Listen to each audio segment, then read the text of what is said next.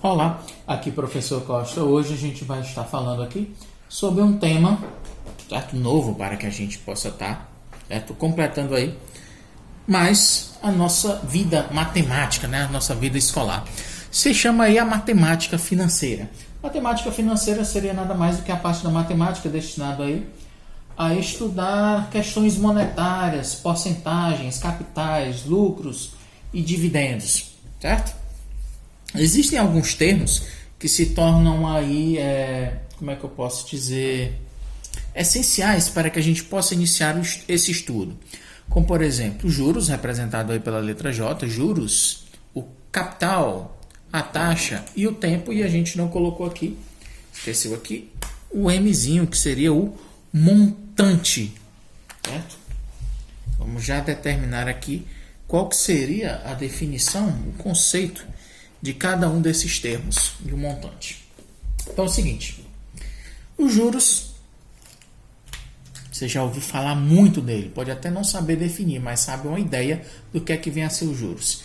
Se eu te emprestar R$100, certo? Eu não vou querer que você me devolva simplesmente os R$100. Você vai me devolver os R$100 mais alguma coisa. Esse alguma coisa, esse acréscimo que você vai fazer ao me devolver esse dinheiro é o que a gente vai chamar de juros. Então, juros ele é definido como sendo um tipo de aluguel por uma quantia, por um crédito, por dinheiro, enfim, por um valor emprestado ou tomado por empréstimo, certo? Então, juros é um tipo de aluguel que você vai ceder ou vai receber por uma quantidade, por valores que você emprestou.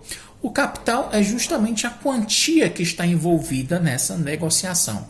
Se eu estou te emprestando R$100, certo? O meu capital envolvido aí na nossa negociação seria aí o caso dos R$100. A taxa é o percentual de juros, certo? É o percentual de juros envolvido na negociação. E o período, também chamado aqui de tempo, certo? É o período de duração da negociação. E o montante nada mais é do que a quantia que você vai devolver ao seu credor. Ele é o resultado do somatório do capital mais os juros. Ok? Para a taxa de juros simples, certo? Essas grandezas financeiras, elas se relacionam da seguinte maneira. Os juros é dado por capital vezes taxa vezes tempo sobre 100. Se você for trabalhar com a taxa em percentuais, teus juros vai ser igual a capital vezes a taxa, já que está em número decimal, vezes o tempo, certo? E o montante, como a gente falou anteriormente, é dado por capital mais os juros. Ok? Isso a taxa de juros simples, certo? Professor, realmente é só isso? Não tem além o que é que eu possa inventar a mais sobre matemática financeira. Inicialmente, é somente isso. Vou fazer aqui 2 exemplos para que não fique apenas em nossas palavras, para que a gente possa aplicar essas equações aqui de uma maneira mais, certo? Direta, mais aplicada realmente aos problemas que envolvem a matemática financeira. Pessoas, a gente não comentou, mas é tipo o seguinte. A taxa e o tempo é interessante que elas estejam sempre na mesma unidade. Se a taxa é ao mês, então é importante que o teu tempo também, o teu período de tempo de duração do empréstimo, também seja em meses e assim sucessivamente. Ok? Senão você deve fazer uma transformação. Ou transforma na unidade da taxa ou na unidade do tempo.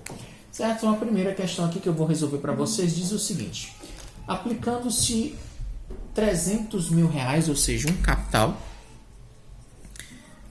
de R$300.000, não tem centavos, vou escrever sem o 00, R$300.000, a uma taxa, certo? De 5% ao mês. 5% ao mês. Quero que você determine o montante desse empréstimo ao final de um período de 2 anos. Então, primeiro de tudo, você tem que analisar A taxa e o tempo não estão na mesma unidade. A taxa está em meses e o tempo, o período, está em anos. Ou você transforma tudo em meses ou tudo em anos. Esse anos aqui está mais fácil da gente transformar em meses. 2 anos vão equivaler. Um ano são 12 meses, 2 anos são 24 meses. Certo? Olha aí como vai criando o formato o nosso problema. Então é o seguinte, como é que eu vou relacionar essas grandezas? Estou te pedindo aí o valor do montante. O que é o montante? O montante vai ser igual a capital mais os juros. Só que eu não tenho o valor dos juros. Então a gente tem que calcular primeiramente os juros para que depois calcule o montante. Então, vamos lá. Como é que a gente vai relacionar juros ou essas grandezas da matemática financeira? Seguinte, ó, juros vai ser igual a capital vezes taxa vezes tempo sobre 100. Você vai fazer assim se a tua taxa não estiver em números decimais, já que é 5%, ficaria 0,05. Capital é de 300 mil, vezes uma taxa de 5% durante 2 anos. 2 anos são 24 meses sobre 100. Os 2 zeros embaixo eu posso simplificar já com 2 zeros em cima. Normalmente é assim que a gente faz já para facilitar nossas contas. Então, os juros vai ser dado por 300, ou melhor, 3.000, que multiplica 24 vezes 5. 5 vezes 4 dá 20, vai 2. 5 vezes 2 é 10, mais 2 são 12. Então, total de 120. Quando eu multiplicar 120 por 3.000, 3 vezes 12 dá 36. São 1, 2, 3 e 4 zeros. São 360 mil. Ok. O teu juros durante essa negociação seria aí de 360 mil. Vamos agora sim arrematar nossa questão, finalizar. E o que é que vem a ser o montante? De quanto será o montante?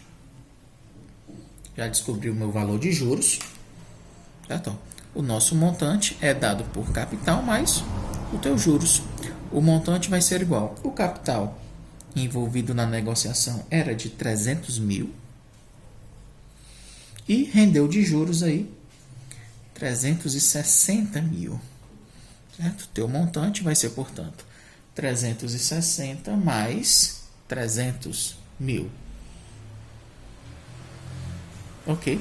Dá um total de 660 mil. Ok? 660 mil. Como normalmente essas questões elas vêm envolvendo um problema, então você teria que colocar a resposta. Qual o montante gerado por essa aplicação?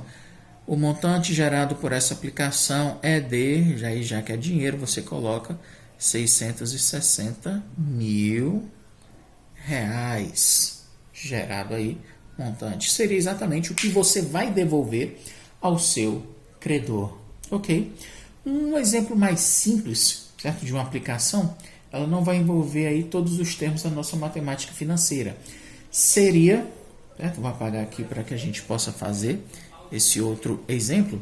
Seria as aplicações diretas de porcentagem, de juros, ou seja, acréscimos, descontos. É claro, se você vai dar um desconto a uma pessoa, você vai retirar daquele valor um certo percentual.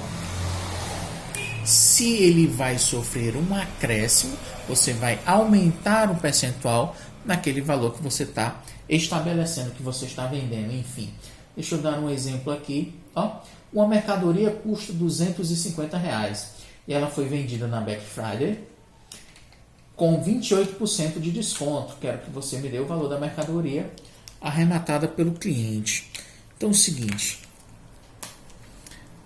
ele vai ganhar um desconto de 28%, certo? Em cima de uma mercadoria que custa R$250. Então lá, fazendo a continha aqui rapidinho, seriam 28%, ó, transformei em fração. Esse dia vai se transformar em um produto vezes 250. O último zero embaixo, ó, simplifiquei com o último zero em cima, ficou com 200, ou 25 vezes 28. 25 vezes 28, 8 vezes 5 dá 40, vai dar 700. Você tem 700 sobre 10. 700 dividido por 10, ou simplificando por 10, vai dar igual a 70, ou seja, 28% de 250 são R$70. Esse vai ser o valor do teu desconto, ou seja, vai ser retirado desse valor, 250, R$70, que equivale a 28%. 250 menos R$70 vai te fornecer o valor do desconto final, do pagamento final. Então lá, ó, 250 menos 70 vai ser igual a 15 menos 7 dá 8. Dá um total de R$180. Certo? Então, resposta. Vamos lá, a nossa pergunta. Vou falar de novo para vocês. Qual o valor da mercadoria arrematada pelo cliente? O cliente arrematou a mercadoria, né, com esses 28% de desconto por R$180, certo? Normalmente elas são assim realmente bem simples. Você vai provavelmente ter uma dificuldade maior em ler o problema, interpretá-lo, do que realmente fazendo as continhas. No máximo, uma multiplicação e uma divisão são as continhas que vão ser envolvidas aí no nosso problema. Então, galera, isso é a nossa introdução de matemática financeira. Obrigado pela atenção e até a próxima. Valeu!